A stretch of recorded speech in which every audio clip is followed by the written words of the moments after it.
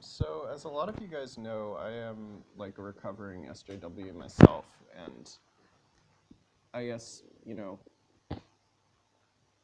I have, most of my friends fall into the more progressive camp, and um, some are, you know, well, really just this one in particular is just so incredibly gifted in uh, her ability to um, speak across the aisle, so to speak, or like to kind of just practice empathy, but from the feminist side, I guess. But truly, to listen and to, basically everything they say is kind of critiquing uh, their own side, and not, but in a way where she's not alienating her own people, but is, just kind of, speaking with intelligence and with, a kind of emotional intelligence. That's how I'd put it. Um, which is rare, which is very rare, and takes a lot of patience. And from a kind of anti-feminist perspective, it's like trying to do that is, for me, I find it to be very challenging. Admittedly, as noble as I would find it to be, it's really, it is a challenge for me. It's a challenge. Um, and because I was, fully indoctrinated, I know, but obviously I stopped, so I try to think what it was for me. And, it wasn't that, well, what it was kind of, immersing myself in communities of, anti-feminist women, anti-feminist trans folk, anti-Black Lives Matter, Black people, and kind of like just, it's, for some reason, I don't know. I mean, I guess like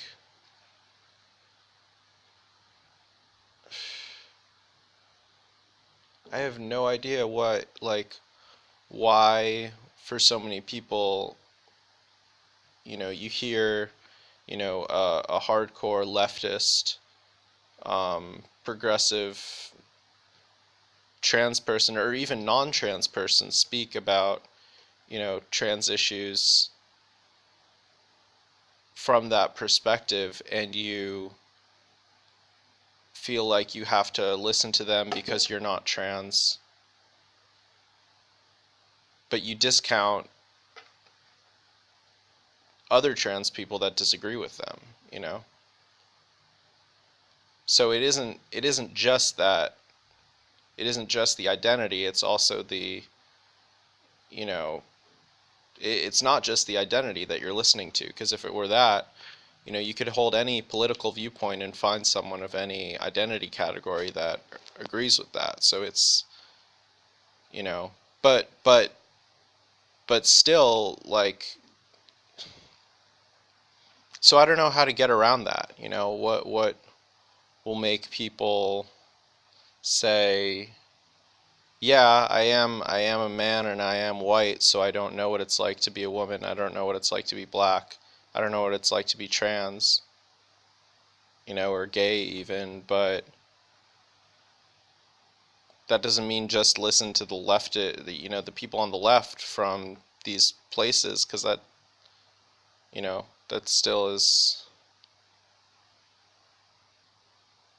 I mean, you need more of a reason than just not being of that identity category, because you could use that same logic to listen to right-wing people.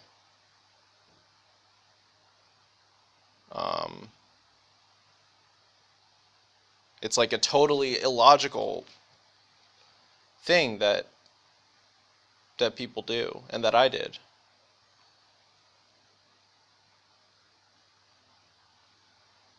Um,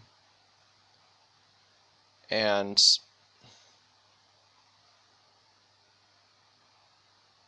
oh, this is what I was gonna say. So I was thinking about how there's this, I think one of the reason feminism is very attractive is it gives dumb and uninteresting people a way to feel morally superior and intellectual, and like they have like this like double purpose in life. Like they have this extra purpose. It's like they have the like they've added guacamole, so to speak, for $2. So they're going through the world with their exclusive glasses that let them see not only the people around them, but they see the patriarchy there too. You see this also with, people that study psychology, and then they have this, oh, I can see everyone's codependency, and I can see, just all of these like, you know, behavioral things because I took these courses, and like it gives these dumb people this sense of like that they're seeing more in the world, um, when obviously it's the opposite. Obviously, you know if you were to not be feminist and you hear a person's point of view, you see a full, I mean, you see a vast human being, and a person that you could even grow to have them be a part of your life, even, someone that could even be your friend, or even just as a person you meet, you get to, see, who they are, where they're coming from, you learn about them, you speak with them, um, and I mean, feminism certainly doesn't help that. I mean, it's can be anything from you know uh,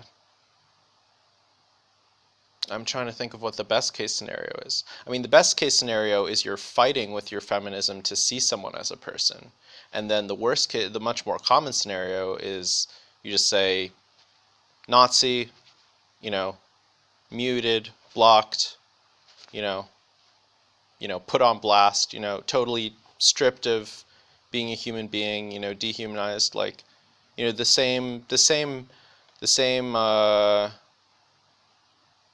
type of thing people do when they hear someone's like a murderer or like a rapist. You just say, "Oh, monster, gone." And I believe it's even worse. I believe it's even more of a, you know, it's the type of, the part of the mind that goes, oh, the damn blacks, the damn Jews, this type of like total, you know, you just basically cut the cord on what I was talking about before, where you see this sort of vast, human being, this complex, like, I guess when people talk about the other or whatever, I don't know what that exactly means, but I assume it has something to do with this. Um, and yeah, I guess it is additional in that, before you weren't doing that and now you are, but it has much more of a, you know, subtractive effect on your life than an additive one. And yeah, I don't know. I don't know if someone told that to me, it would have made me think twice about things. It's extremely difficult because like I held these, social justice points of view for years, regularly thinking about it, regularly talking with other people. And I don't think it'll happen in a debate. I think that you just need to get tired, because I think you can only go for so long following something that you don't actually personally like believe or think is true. And I think you just get exhausted. And the social dynamic is actually the most important one. You have to be able to make friends that accept your points of view. Because for me, it was purely social game. It was like, this is, in these circles, being a good person means being on the left, and I think that that is really what it is for most people. Um, that's what keeps them there. Is like, yeah, I'm always gonna, you know, be nice to people. I mean, that's just such a deeply ingrained thing that if you learn, oh, I haven't been being nice, I have to also, you know, do these things to be nice, then I have to do those things now.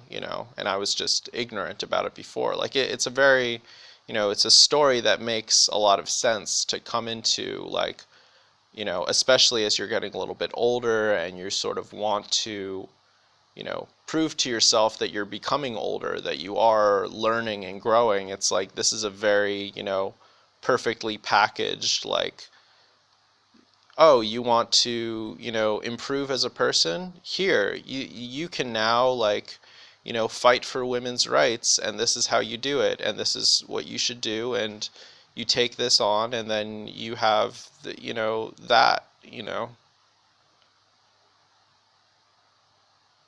Um, and then, yeah, and then you find it's not true, but it's like that, it's very well crafted as a, something to, yeah, kind of, yeah. I get so worked up. My God. Um, is there anything else? I'm trying to think what else it was.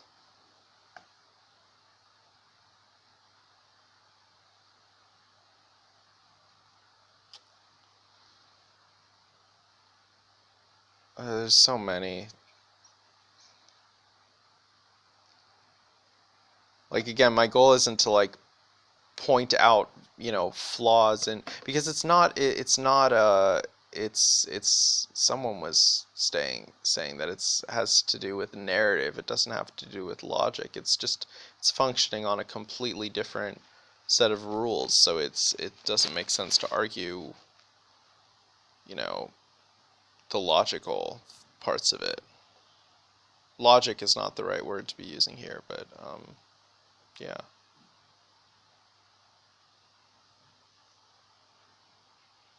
Um, it bothers me how people synthesize data so arrogantly. I mean, how you just where you draw your conclusions, why the evil falls on white men, why it doesn't fall on, rich white men, why it doesn't include gay men, why it doesn't, it's just like, why the evil doesn't fall on there not being, I don't know, it's so arbitrary to me, you know, like why it doesn't fall on fractional reserve lending, why it doesn't fall on agriculture, why it doesn't fall on, money in general, you know, why it lands on capitalism and this and that. It's like, yeah, you can draw the conclusion of these things cause pain, these people have these privileges, but why at this point, why aren't we talking about like just, non-mentally retarded people as their privilege and their, how they control the world for all the mentally retarded people, you know, and how oppressive that is. Like, why isn't it like we're talking about adults and like how they're, oppressive to, minors who don't have, representation, politically or, you know, in terms of business, how oppressive we are to, and like I understand how there's like arguments that could be made against these things. I'm just saying it's not a science to say like there's nothing, you know, it's like you can interpret data in different ways, I guess, and um, it really bothers me when people take like a massive set of data, like the entirety of human history, and draw this one story, this one conclusion of like that doesn't even make any sense at all to say like, oh, male dominance has arisen, but not because males are dominant. Like males have, you know, males have come to power, but not because they're more powerful, but they're not. They shouldn't have that power or something. Like they shouldn't, I mean, they were able to dominate women for all of human history, but are not like, but like women are just as capable of having the same amount of power or something like women. Like it just it's so corny to me. It's not like a localized thing. Like there was no like relocation of women. There was no like none of the tricks of human trafficking were kind of like implemented here. It's just like this has been all of human history, like all of every species, on Earth's history, save, a few, weird examples, but like to say like, oh, this is like not correct or like, and it isn't correct, but it's also not true. It's like, I mean, at least in the way it's described, like as this sort of like evil, insidious force, like that has all of the evil of the world, focused on this one aspect. Like, I don't know. It's and just how like I guess there's this sort of like you're just given like, well, your sex doesn't determine anything about you, and then everything is just drawn from that, and it's like, yeah, it's probably over exaggerated, surely like there's more variance in what people can do um, than they're given. I mean, there's stereotypes about boys and girls, obviously, that change. But like, there's also a lot of things that are kind of denied, like I was talking about, like with male and female sexuality, how like, there's, you know, it's pretty rare that like a woman is gonna like see just a cock and be like, this is like, I love this, like, because that's just not how it works for them usually. In the same way, a man isn't gonna see like a woman's behavior and be like, wow, like I'm so horny because of this,